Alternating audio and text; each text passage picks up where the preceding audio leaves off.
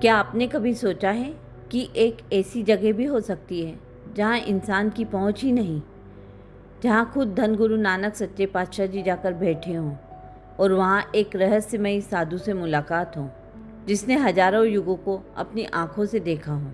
आप आज की ये साखी जरूर सुनना। सत श्री अकाल सत्संगत जी। दशमेश दर्शन चैनल को सब्सक्राइब जरूर करें, वीडियो को लाइक और शेयर करें। जिसने इस दुनिया को बनाया है उस सच्चे पातशाह जी की जीवन साखियों को सुनाकर हम अपना जीवन संवार सकें, यही हमारा उद्देश्य है। सत्संगत जी, चलो वीडियो शुरू करते हैं। सच्चे पातशाह धन गुरु नानक सच्चे पातशाह जी भाई बालाजी और भाई मर्दाना जी के साथ आगे चलते जा रहे हैं। सबका भला करते हुए वे एक ऐसी जगह पहुँचे जहाँ इंसान की पहुँच नहीं, जिसका पता भी नहीं बताया जा सकता, क्योंकि ये सारी बात अगम की है। इस जगत में गुप्त और प्रकट बहुत कुछ चल रहा है। इस तरह की बहुत सी चीज़ें होती हैं जिसे हम अपनी आंखों से नहीं देख सकते। ऐसी बहुत सी जगह हैं जो हमारी पहुंच से बहुत दूर है। धन गुरु नानक सच्चे पातशाह जी परमेश्वर रूप हैं, जो सच्चे पातशाह चाहें वो कर सकते हैं। ये सारी साखी गुरु नानक प्रकाश ग्रंथ में लिखी हुई है। भाई साहब भाई संतोख सिंह जी लिखते हैं, अगर आप धन गुरु नानक सच्चे पातशाह जी से 4 पदार्थ चाहते हो तो उनके पास आकर संगत में बैठा करो, सब कुछ तुम्हें यहीं से मिलेगा।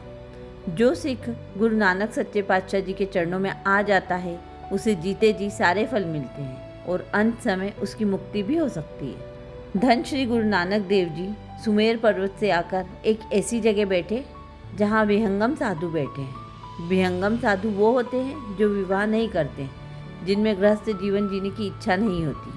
इन ऋषियों में एक ऋषि बैठे जिनका शरीर कौवे जैसा है। उन्हें कहा जाता है काकभसुंड जी। इन सभी साधुओं में काकभसुंड जी रहते थे। जब धन गुरु नानक सच्चे पातशाह जी वहाँ पहुँचे तो गुरु साहब ने देखा कि काकभसुंड जी सभी साधुओं के बीच बैठकर उन्हें कथा सुना रहे हैं। गुरु साहब जी एक तरफ बैठ गए और ये सारा दृश्य देखने लगे। जब सारे साधु काकभसुंड जी की कथा सुन रहे थे तो उनमें और भक्ति करने की लगन बढ़ रही थी। एक तरफ बैठकर गुरु नानक देव जी भी यह सब देख रहे थे। भाई बालाजी और भाई मर्दाना जी दोनों गुरु जी के साथ थे। जब कथा समाप्त हुई तो सभी विहंगम साधु ने काकभसुंड जी को माथा टेका और सभी साधु अपनी अपनी जगह चले गए। काकभसुंड जी अकेले रह गए और ध्यान में बैठ गए। कुछ समय बाद गुरु नानक देव जी भाई मर्दाना जी से बोले, मर्दाना रबाब बजा, गुरबाणी आई है। और भाई मर्दाना जी रबाब बजाने लगे और गुरबाणी गाने लगे। जब गुरबाणी की आवाज़ काकभसुंड जी के कानों में पड़ी तो गुरबाणी सुनकर उनका हृदय प्रेम से भर गया। कई लोग पूछते हैं हमारे हृदय में गुरबाणी का इतना असर क्यों नहीं होता, क्योंकि गुरबाणी तो हर जगह गाई जाती है। यहाँ 2 बातें हैं, अगर गाने वाले का मन टिका हुआ हो और सुनने वाला एकाग्र चित्त से सुने तो गुरबाणी हृदय को शांति देती है। जब काकभसुंड जी ने गुरबाणी सुनी तो उनके अंदर प्रेम जाग गया और वे समाधि में चले गए। भाई मर्दाना जी लंबे समय तक कीर्तन करते रहे और काकभसुंड जी समाधि में बैठे रहे। जब शब्द समाप्त हुआ तो काकभसुंड जी का मन नहीं था कि यह ख़त्म हो। जब उन्होंने आंखें खोली तो बोले, भाई तूने जो शब्द गाया ये किसकी वाणी है? जब काकभसुंड जी को पता चला कि ये वाणी किसकी है तो जो हुआ उसे देखकर रोंगटे खड़े हो जाएंगे। काकभसुंड जी कहने लगे, तूने ये शब्द बड़े प्रेम से पढ़ा है, बहुत मिठास से पढ़ा है। तूने जो गुरबाणी पढ़ी है उसका नाम बता। असल में उन्हें ये नहीं पता था कि जिसकी वाणी है वे सामने ही बैठे हैं। काकभसुंड जी कहने लगे, वो जरूर भक्ति के रंग में रंगे होंगे जिनका शब्द तूने मुझे सुनाया है। गुरबाणी आज भी वही है, आज भी उतना ही असर करती है, बस फ़र्क है सुनने वाले का और सुनाने वाले का। अगर जीवन वाला मनुष्य गुरबाणी पढ़े तो बाणी सामने वाले के दिल में उतर जाती है। काकभसुंड जी फिर बोले, मुझे बताओ ये किसकी बाणी है? भाई मर्दाना जी बोले, ये बाणी मेरे सद्गुरु जी की है और मेरे सद्गुरु का नाम धन गुरु नानक देव जी है। यही परमेश्वर है, यही परमात्मा है। जब काकभसुंड जी ने यह सुना तो वे तुरंत अपनी जगह से उठे और जाकर धन गुरु नानक सच्चे पातशाह जी के चरणों में लिपट गए। वहाँ के बाकी साधुओं ने देखा कि हमारे मुखिया किसी फ़कीर के चरणों में लिपटे हुए हैं, तो वे बोले, चलो देखते हैं ये कौन है। जब वे पास आए तो सभी साधुओं ने गुरु साहब जी के चरणों में माथा टेक दिया। काकभसुंड जी ने यहाँ कोई तर्क वितर्क नहीं किया, उन्होंने सिर्फ नाम सुना और चरणों में लिपट गए। यही सच्ची पहचान है, यही असली भक्ति है। काकभसून जी हाथ जोड़कर कहने लगे, महाराज, मुझे पहले ही खबर मिल गई थी कि कलयुग में परमात्मा शरीर धारण करके आने वाले हैं। मुझे पहले से पता था। मेरे मन में बहुत इच्छा थी कि मैं आपके दर्शन करूं, मैं खुद चलकर उनके पास जाऊं। लेकिन महाराज, आपने मुझ पर बड़ी कृपा की, आप खुद ही मेरे पास आ गए। वो कहने लगे, महाराज, मुझे पता है कि आपने बेदी कुल में जन्म लिया है। जहाँ भी आप होते हैं मैं वहाँ ज़रूर आता हूँ। लेकिन आपने यहाँ आकर मेरी सारी इच्छाएं पूरी कर दी। मैं आपके दर्शन करके धन्य हो गया। काकभसून जी के मन में इतना प्रेम जाग गया कि वे गुरु साहब जी की महिमा करने लगे। महाराज, कलयुग का समय है, लोग मूर्ख हो चुके हैं, सबकी बुद्धि भ्रष्ट हो चुकी है। लोग अच्छे शब्दों के भी गलत अर्थ निकालते हैं। सब मोह में फंसकर अपना धर्म खो रहे हैं। आप इस धरती पर इसलिए आए हैं ताकि लोगों को सही रास्ता दिखा सकें, ताकि लोग परमात्मा को याद करें जिसे वे भूल चुके हैं। काकभसून जी बोले, महाराज, आप तीनों लोगों के आधार हैं। धरती, आकाश और पाताल सब आपका सहारा ही है। जो भी आपकी शरण में आएगा उसके पाप कट जाएंगे और उसका पार उतार हो जाएगा। अवतार तो बहुत आते हैं, लेकिन आपके भेजे हुए होते हैं। इस बार तो परमेश्वर आप खुद आए हैं। जो आपके वचन मानता है, अगर वह तीर्थों पर भी जाएगा तो वो तीर्थों को भी पवित्र कर देगा। अब धन गुरु नानक सच्चे पातशाह जी ने वचन किया, काकभसून जी, आप में भी बहुत गुण है। आप लगातार भक्ति कर रहे हैं और महान श्रोता भी हैं। आपने सिर्फ एक बार शब्द सुना और आपको ज्ञान हो गया। सच्चा श्रोता वही होता है जो ध्यान से सुनता है। गुरु साहब जी बोले, आप महान श्रोता हैं। संगत जी, हमें भी एक ऐसा श्रोता बनना चाहिए। जब हम गुरु घर आएँ तो ध्यान से सुने गुरु साहब जी के वचन, तभी हम भी महान श्रोता बन सकते हैं। काकभसून जी को इस बात का ज्ञान था कि अगर सामने परमेश्वर बैठे हों तो उनसे कैसे बात करनी चाहिए। फिर भी उन्होंने बहुत नम्रता दिखाई और बोले, महाराज, मुझे नहीं पता कि श्रोता कैसे होते हैं। संगत जी, इसे ही नम्रता, विनम्रता कहते हैं। गुरु साहब कह रहे हैं कि आप महान श्रोता हैं, लेकिन काकभसून जी कह रहे हैं, मुझे तो पता ही नहीं।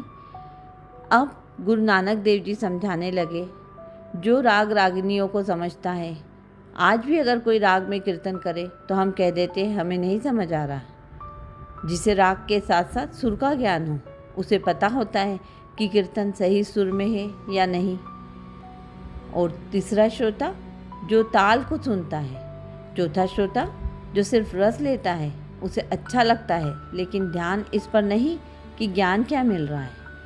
पांचवा श्रोता जो ये नहीं देखता कि राग क्या है, सुर क्या है, ताल क्या है, बल्कि ये देखता है शब्द क्या है, इसका अर्थ क्या है, उससे हमें क्या सीख मिल रही है। गुरु नानक देव जी बोले, वही श्रोता समझदार जो शब्द का भाव समझता है, वही सबसे महान है। और गुरु साहब बोले, काकभसून जी, आप वही महान श्रोता हो। आपने गुरबाणी का असली रस पाया है। बाकी चार श्रोता सिर्फ ऊपर ऊपर के रस में रह जाते हैं। असली रस सिर्फ गुरबाणी के अर्थ में है। जो इंसान गुरबाणी को समझकर सुनता है, उसे ही असली आनंद मिलता है, वही अंदर से बदलता है। अब गुरु साहब जी ने कहा, आप चिरंजीवी हो, बहुत लंबे समय से जीवित हो। अब भाई मर्दाना जी ने काकभसून जी से पूछा, आप कितने समय से जीवित हो? काकभसून जी बोले, मैं अपनी उम्र का प्रमाण कैसे दूं? मेरी उम्र इतनी लंबी है कि बताना मुश्किल है। फिर समझाने के लिए बोले, जब 1000 युग बीतते हैं तो ब्रह्मा का एक दिन होता है और उतनी ही रात, यानी 2000 युग और एक दिन। अब सोचो, एक दिन ही इतना बड़ा है, फिर महीनों और सालों का हिसाब लगाओ। और जब सैकड़ों साल बीतते हैं तब ब्रह्मा की उम्र पूरी होती है। लेकिन मेरे सामने कई ब्रह्मा पैदा हुए और कई खत्म हो गए। अब सोचो कितनी उम्र होगी। मेरे सामने दुनिया कई बार बनी और कई बार खत्म हुई। प्रलय आए, फिर सृष्टि बनी, देव दानव राक्षस सब आते जाते रहे, लेकिन मैं यहीं बैठा परमात्मा का नाम जपता रहा। मैं हर समय परमात्मा का ध्यान करता हूँ और आनंद पाता हूँ। जब भाई मर्दाना जी ने यह सुना तो वे चुप हो गए, क्योंकि इतनी उम्र समझ से बाहर है। इतना महान साधु, इतनी लंबी उम्र, फिर भी कोए का शरीर क्यों मिला?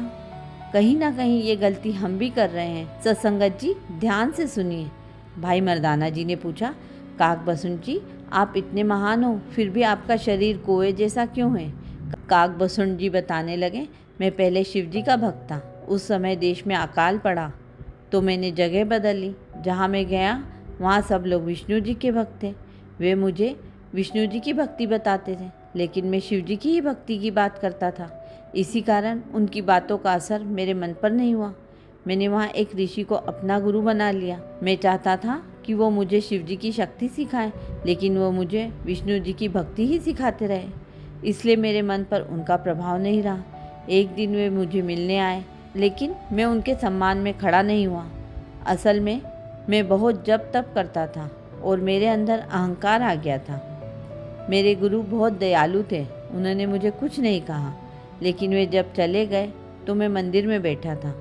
तभी एक आवाज़ आई, तूने बहुत बड़ा पाप किया है, तूने अपने गुरु का अपमान किया है, तू अहंकारी हो गया है, इसलिए तुझे नरकों में सज़ा मिलेगी।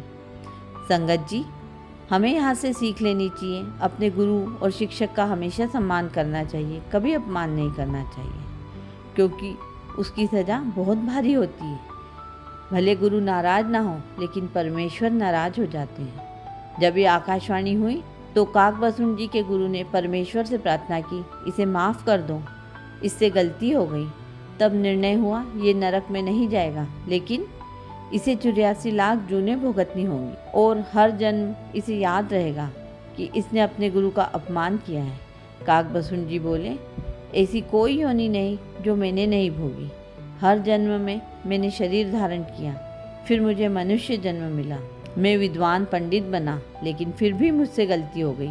मुझे श्राप मिला कि मैं कोए की योनि में रहूँगा और बहुत लंबे समय तक कोआ ही रहूँगा, लेकिन मेरे गुरु ने मुझ पर दया की। श्राप के साथ मुझे वरदान भी मिला, मेरी इच्छा मृत्यु होगी, जब चाहूँगा तभी मृत्यु होगी। तब से मैं यही बैठा हूँ, परमात्मा के गुण गाता हूँ और ध्यान करता हूँ। इस साखी से हमें यह सीख मिलती है, हमें अच्छा श्रोता बनना चाहिए, गुरबाणी को समझकर सुनना चाहिए और उसे जीवन में उतारना चाहिए। और सबसे ज़रूरी, अपने गुरु, शिक्षक और बड़ों का हमेशा सम्मान करना चाहिए। जब भी गुरु के सामने जाएं, सिर झुकाकर माथा टेकना चाहिए, उनके भय में रहना चाहिए। इससे ईश्वर प्रसन्न होते हैं और हमारे जीवन में शांति और सुख आता है। धन गुरु नानक सच्चे पातशाह जी, धन श्री गुरु ग्रंथ साहिब जी। सत्संगत जी, दशमेश दर्शन चैनल को सब्सक्राइब जरूर करें, वीडियो को लाइक और शेयर करें, कमेंट में वाहिगुरु जी ज़रूर लिखें। कमेंट में आप यह भी बताओ कि आप ये वीडियो कहाँ से देख रहे हो। मेरी गुरु महाराज से यही अरदास होगी कि गुरु जी सबकी अरदासें पूरी करें। संगत जी, भूल चूक की क्षमा करना। वाहिगुरु जी का खालसा, वाहिगुरु जी की फतेह।